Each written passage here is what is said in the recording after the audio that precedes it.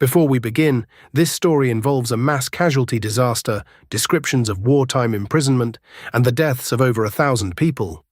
If that's something you need to step away from, we understand. Take care of yourself first. April 27th, 1865, 2 in the morning. The Mississippi River is pitch black and freezing. On the steamboat Sultan 2,000 soldiers are sleeping on every surface. The decks, the stairs, the railings. Most of them weigh less than 120 pounds. They're Union prisoners of war, just released from Confederate camps. They're on their way home. Break 33,348,755. 3 boilers explode at once. You're listening to the Unlit Room. Every story in here actually happened. That's the part that should scare you. New stories every day, Monday through Saturday. Today, the worst maritime disaster in American history. More dead than the Titanic. And the reason you've never heard of it. The Sultan was a sidewheel steamboat built for the cotton trade on the Mississippi. She was rated for 376 passengers and a crew of 85. On the night she exploded, she was carrying 2,127 people, 6 times her legal capacity.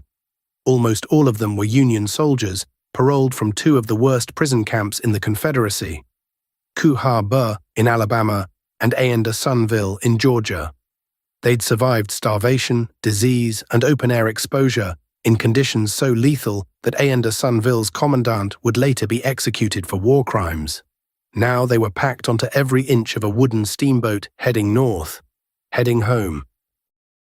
To understand why 2,000 soldiers ended up on a boat built for 400, you need to understand what was happening at Vicksburg, Mississippi, in late April of 1865. The war was over. Lee had surrendered at Appomattox on April 9th. Across the South, thousands of Union POWs were being paroled, released from prison camps and funneled to transit points for transport home. Vicksburg was one of those points. The Army was paying steamboat captains between $2.75 and $8 per head to carry soldiers north.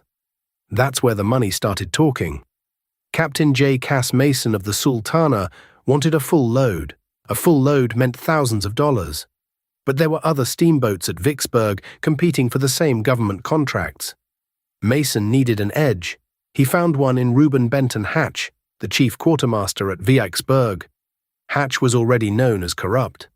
He'd been court-martialed earlier in the war for fraud and somehow kept his commission. Hatch offered Mason a deal. He'd guarantee a load of over 1,000 prisoners funneled exclusively to the Sultan. In exchange, Mason would kick back a cut of the per-head payment. Mason agreed immediately. This was 1865. The deadliest war in American history was ending. Tens of thousands of soldiers were in motion across the South. The logistics were overwhelming, the oversight was thin, and nobody was watching the quartermasters closely. It was the kind of chaos where corruption doesn't need to hide, it just needs to move fast. Micro cliffhanger 1.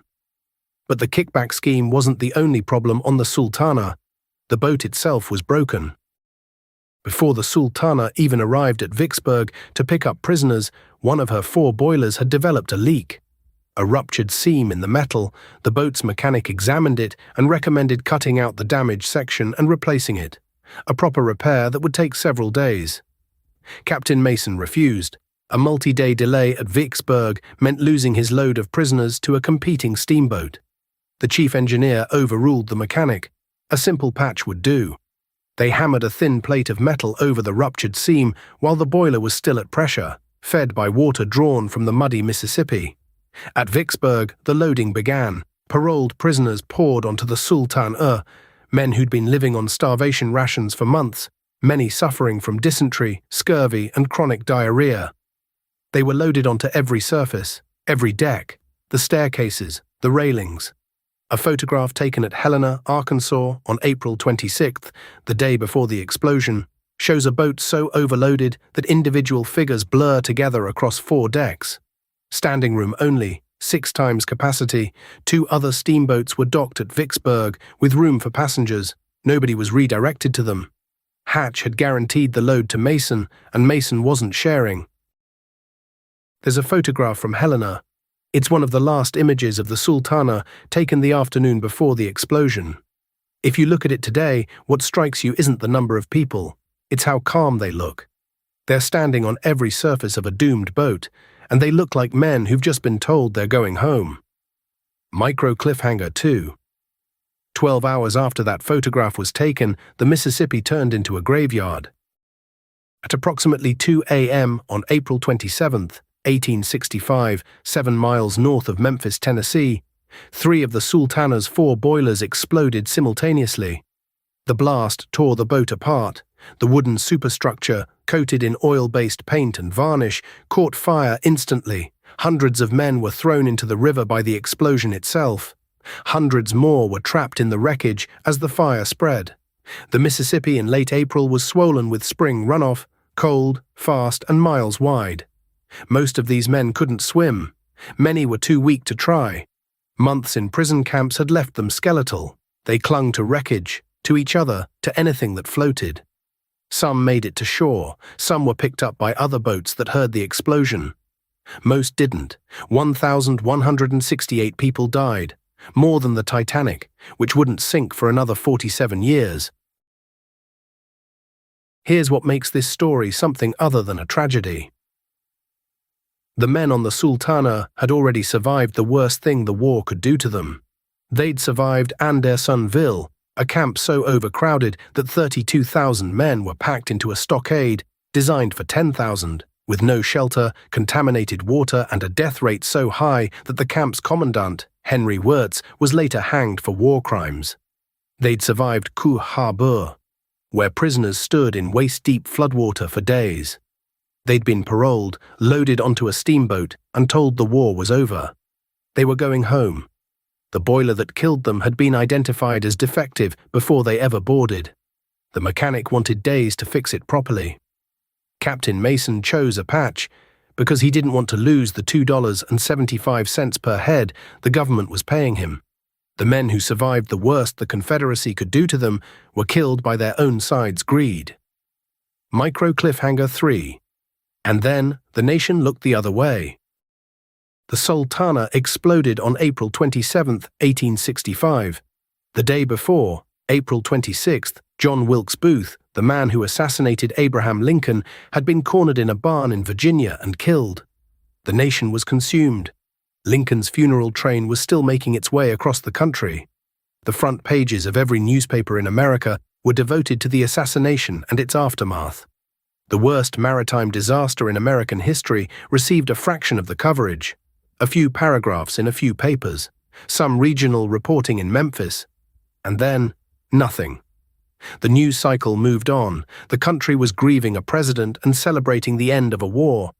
1,000 dead soldiers on the Mississippi didn't make the cut. No one was ever held accountable. Captain Mason died in the explosion. Hatch, the corrupt quartermaster who'd brokered the deal, was never charged. No trial, no investigation with teeth, no consequences.